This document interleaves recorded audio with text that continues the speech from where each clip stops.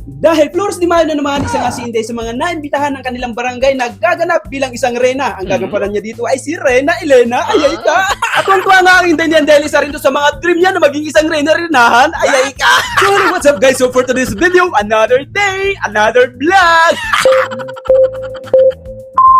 At pinauna na nga lang ni Inday yung mga make-up artist na nirentahan niya dito sa bahay dahil nasa daan pa nga kami. Pagkadating nga dito sa bahay, ayan, sumalang na agad si Inday. Wala pang kain yarn. Dahil nga nung oras na rin nga kami nakarating dito sa bahay at ang call time pa nila, alas 3 at nakarating kami dito sa bahay. Alas 2 na ng hapon at buti na lang ang mga nakuha ni Inday na mga make-up artist ang bibilis kumilos. At pagkatapos nga magbihis ni Inday at sabay-sabit naman ang kanyang corona, ay Miss Universe yarn.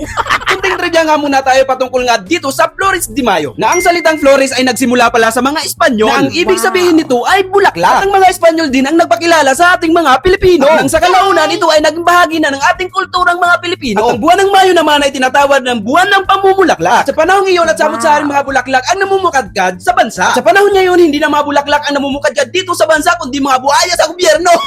At ang Flores de Mayo pa lang ito ay nagsimula pala ito sa lalawigan ng Bulacan noong 1867. At pinasimula naman ito ni Padre Mariano Sevillano. Kaya dito na isalin sa aklat na Flores de Mayo. Tamang-tama nga lang ang pagkarating namin dito sa simbahan at paumpisa na yung pagrarosaryo at pagkatapos ng lahat at ito na nga lumabas na para magprosesyon.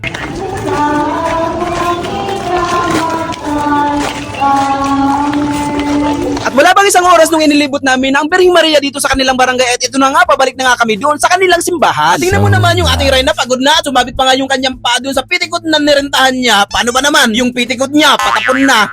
Pagkarating nga namin dito sa simbahan at isa pang rosaryo ang ginanap at ito na nga yung mga sumunod. At syempre, shoutout ko na rin yung dalawang batang makulit na to at hindi mawawala yung picture-picture dyan.